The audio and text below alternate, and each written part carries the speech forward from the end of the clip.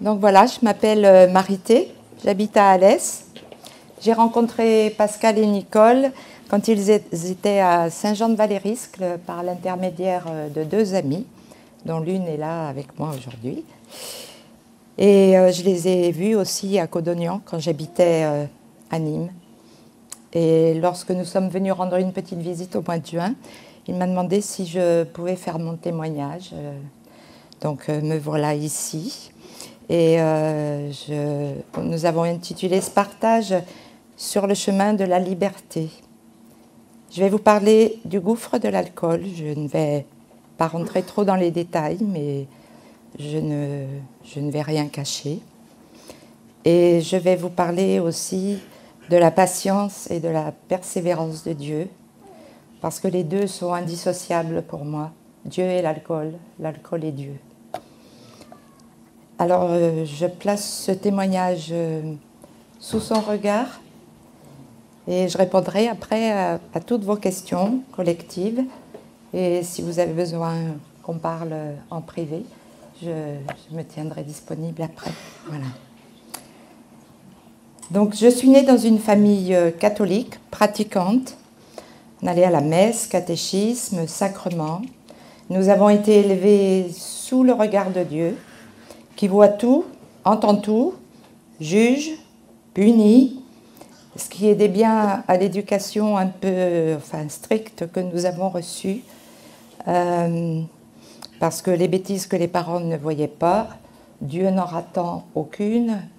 J'étais en fait une enfant sage, joyeuse, et je faisais des camps et des activités avec d'autres enfants chrétiens, catholiques. Et j'étais heureuse. Mes parents étaient unis, j'étais vraiment dans un foyer équilibré. Travailleurs, agriculteurs engagés et attachés à la réussite et à la promotion sociale. Que nous puissions sortir de la condition paysanne est ce qui a motivé que nous soyons mis en pension dès notre 6e à 11 ans. Je le dis comme ça aujourd'hui avec beaucoup de reconnaissance, mais à l'époque, ça a été un véritable déchirement pour moi. Je suis passée d'une vie sécurisée dans un petit village de campagne à la jungle humaine. J'étais dans un très grand établissement et j'ai vécu ça vraiment comme un abandon. La seule solution pour trouver ma place a été de me mettre du côté des plus effrontés.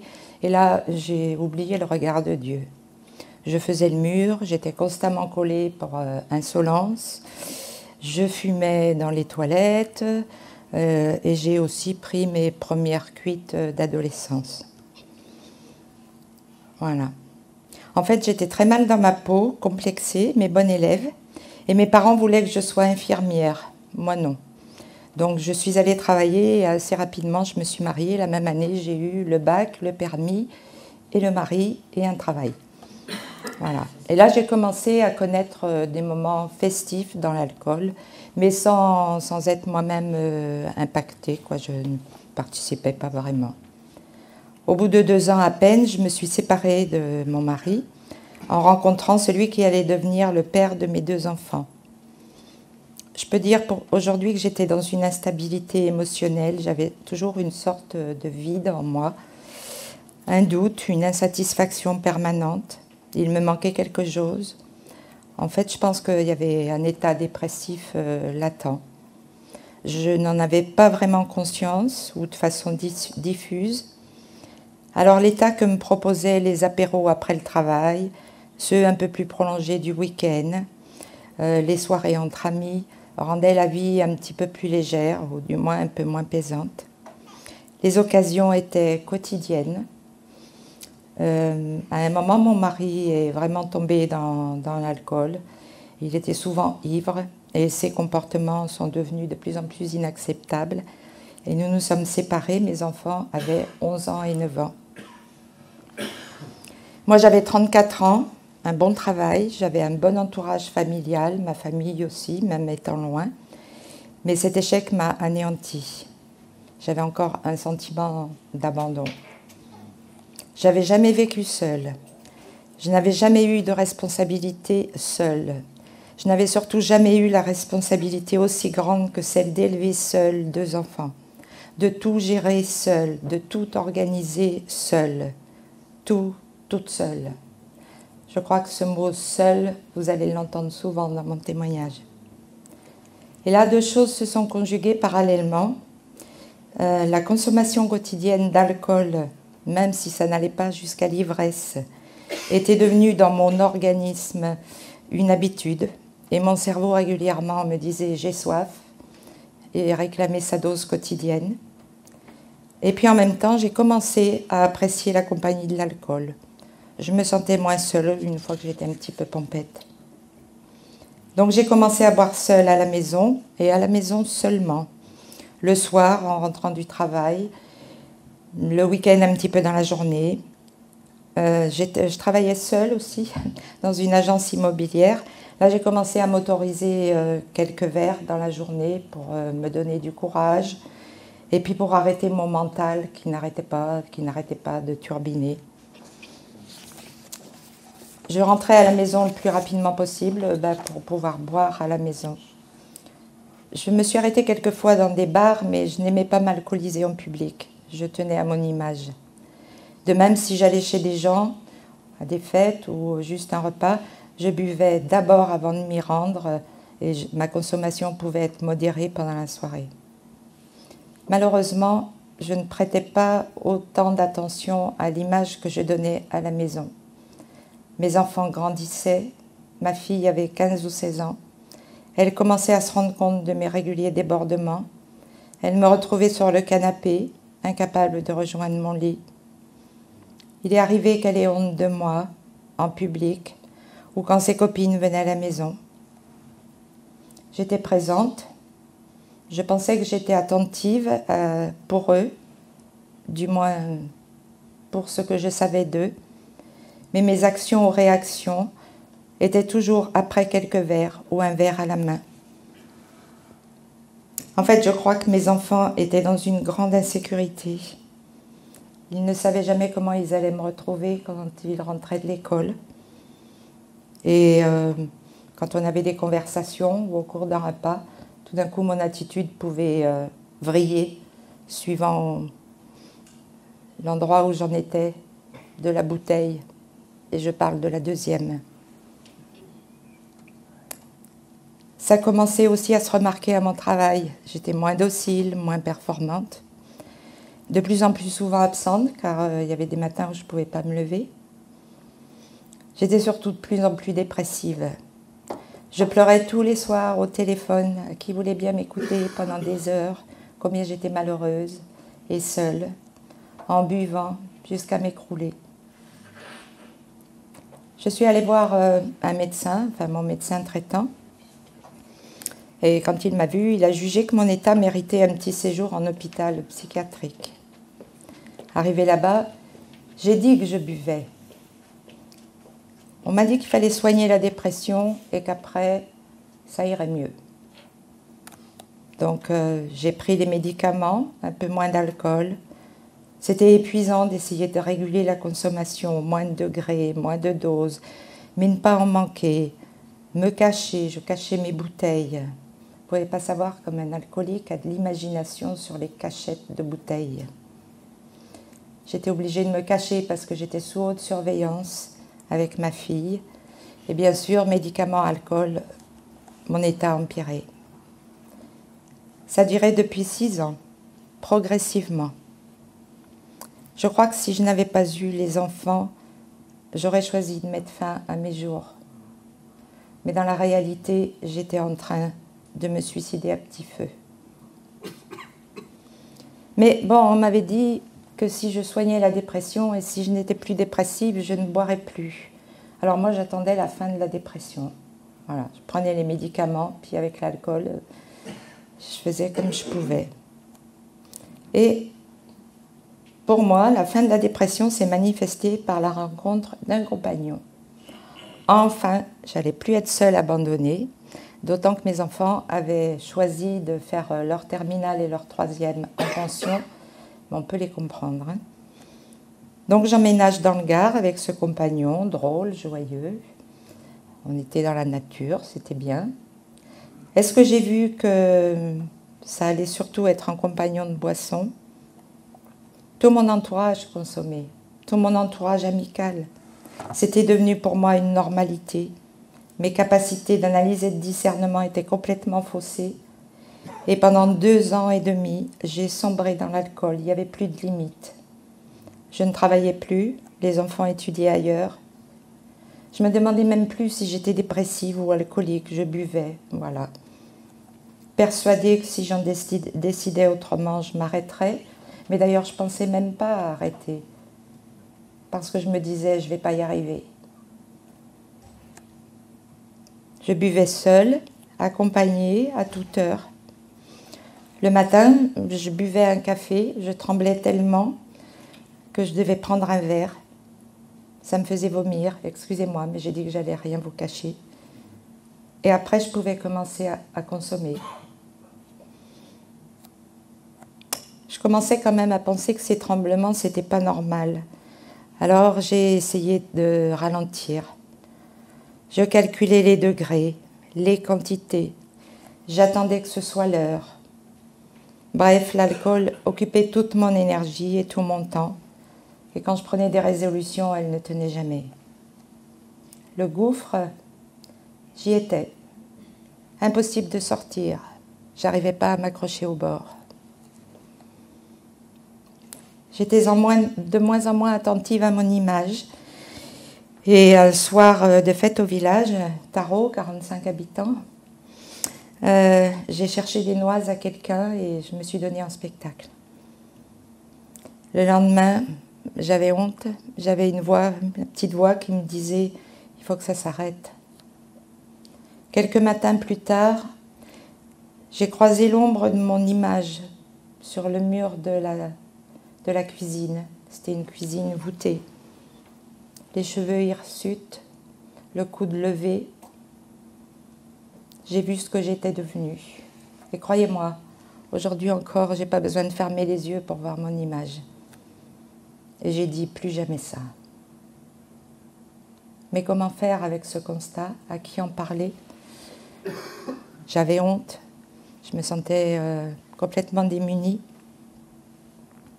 Pour la première fois, j'ai senti combien j'étais enfermée dans l'alcool, combien il me dominait, combien j'en mourrais à petit feu.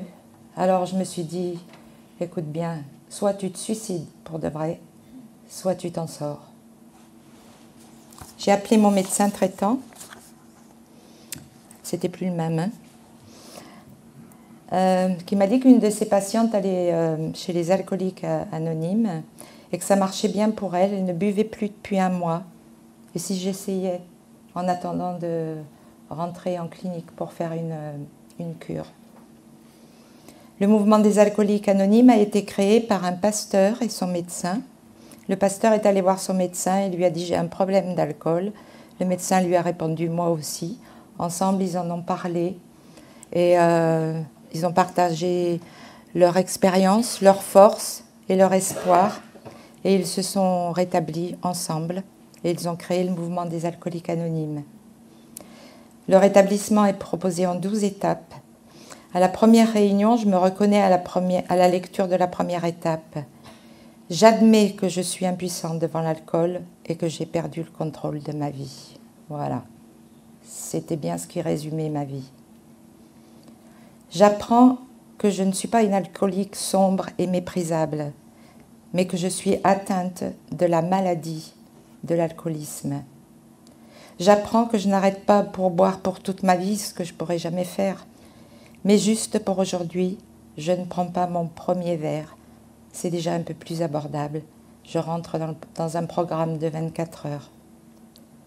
Et surtout, on me dit que je ne suis plus seule.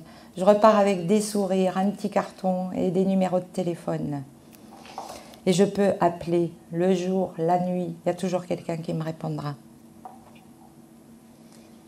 À la deuxième réunion, j'entends parler d'une puissance supérieure à nous-mêmes, un Dieu d'amour tel que chacun le conçoit, qui peut faire pour moi ce que je ne peux pas faire par moi-même et me rendre la raison.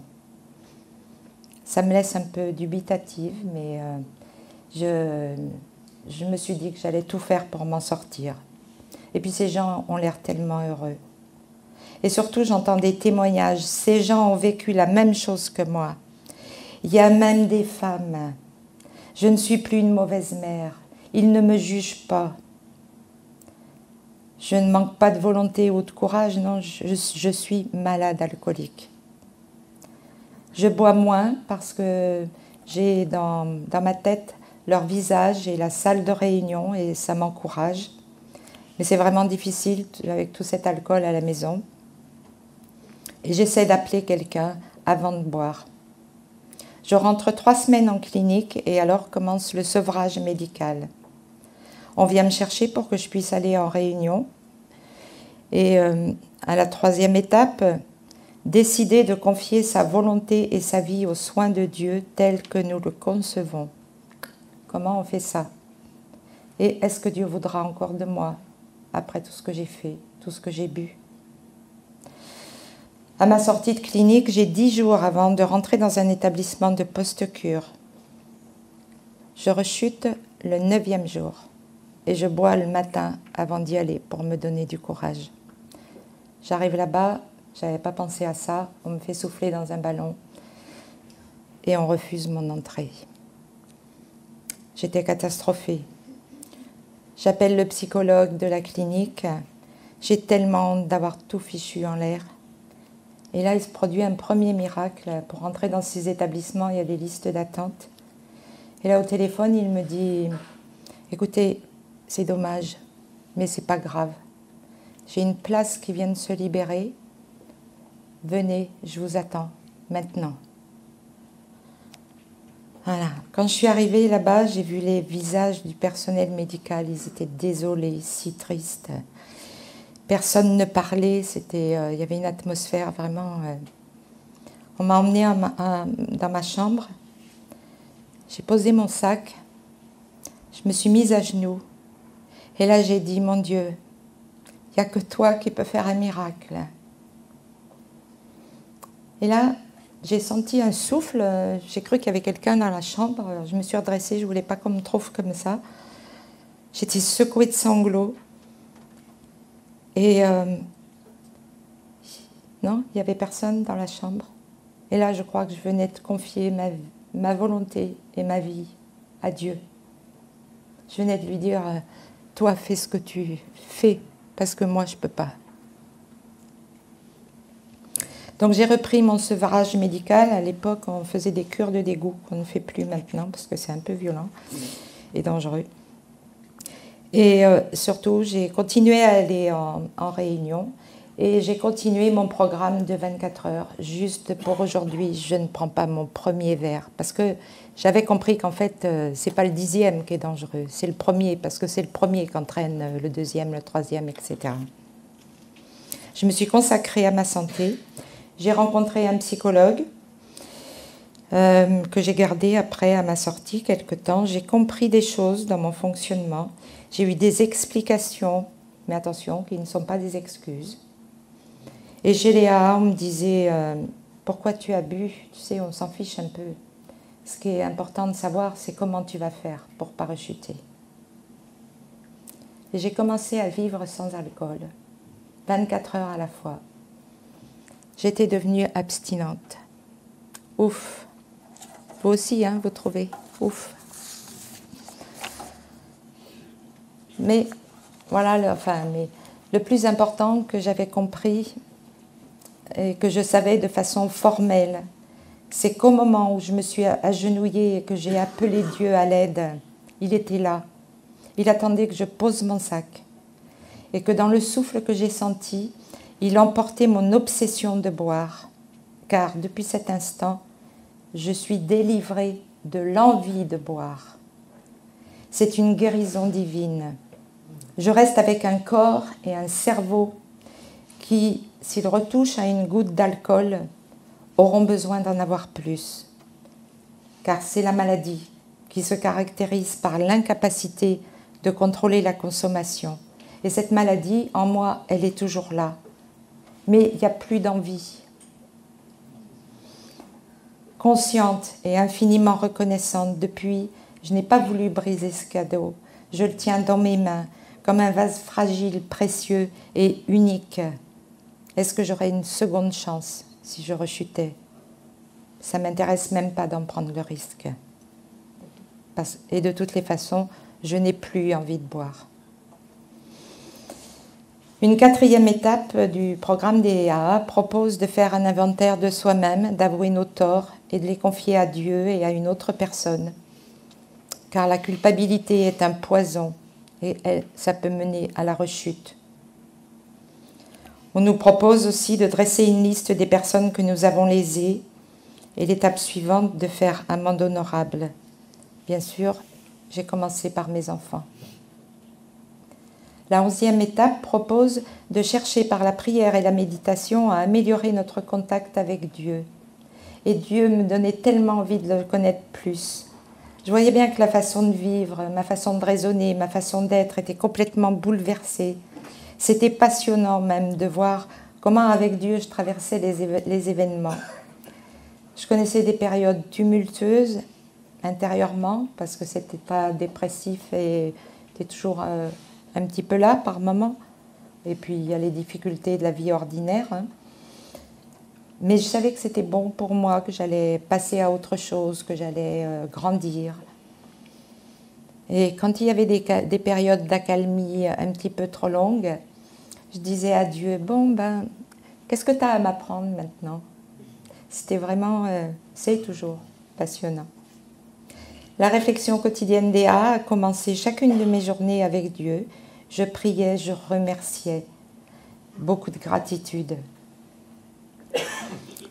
Et, pardon. Et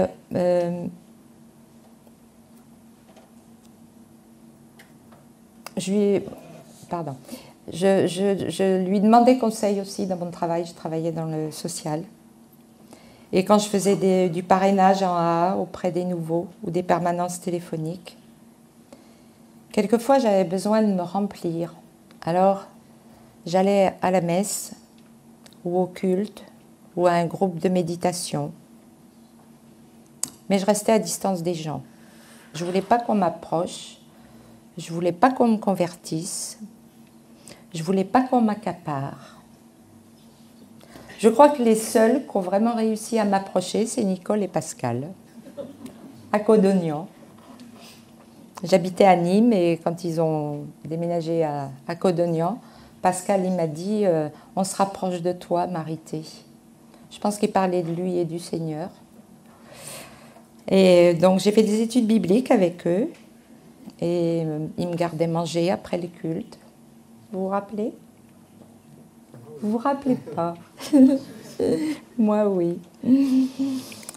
On m'avait offert un livre de psaumes. Voilà, je ne lisais pas la Bible, mais j'avais d'autres lectures. Je crois qu'en fait, j'avais peur de m'engager, de ne pas être à la hauteur, de ne pas être digne. Ma foi d'alors peut sembler superficielle ou naïve. Une fois, on m'a dit « bon marché ». Moi, je crois que j'étais sur le chemin, qu'il y avait plein de fleurs, que je m'arrêtais, que j'admirais chaque fleur. Voilà, je prenais mon temps, mais je revenais tellement loin. Et puis, en riant, je disais « bon, je verrai ça à la retraite ». J'ai été délivrée en 2001 dans ma chambre, rappelez-vous. J'ai accepté d'être heureuse dans l'abstinence, avec l'aide de Dieu, et c'est ce que j'appelle la sobriété. En 2019, j'ai été à la retraite. Pendant toutes les périodes de confinement, j'ai fait beaucoup de permanences téléphoniques et de réunions visio. C'était très important pour moi de faire les 12e étapes, être aux côtés de l'alcoolique qui souffre encore et transmettre le message d'espérance. Je ne pourrai jamais rendre à ce mouvement tout ce qu'il m'a apporté, mais à chaque fois que je sers dans le mouvement des alcooliques anonymes, je me sens aussi au service de Dieu. C'est une grâce. Donc je disais, à la retraite, je verrai, j'aurai le temps. Mon fils fréquente l'Assemblée de Dieu d'Alès. Et je partageais avec lui que je tournais un peu en rond avec ma foi, que j'avais besoin de plus, que je vivais un peu de mes propres forces et que quelquefois j'étais tarie. Et il m'a dit, mais viens la Dédé. Donc voilà, je voulais continuer sur le chemin, donc je suis allée à la Dédé. Je crois que ce jour-là, Dieu ne pouvait pas m'envoyer de message plus clair. Je suis bouleversée par le premier chant, attaché à la croix pour moi.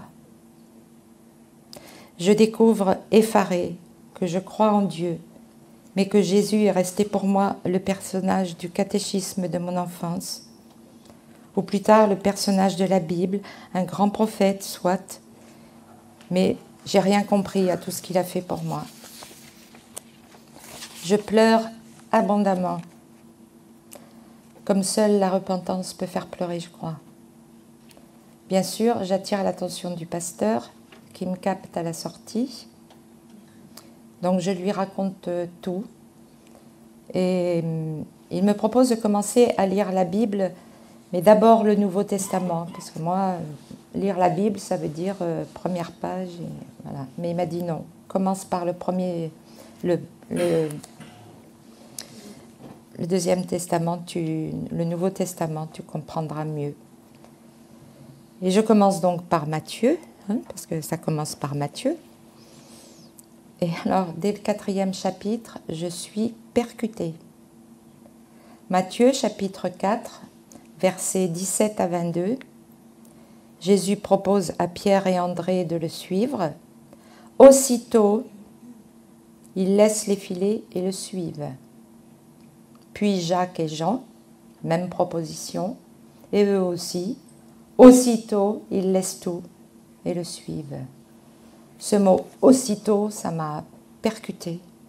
Et là, je me dis, mais qu'est-ce que t'attends? C'est quand, toi, ton « aussitôt » ?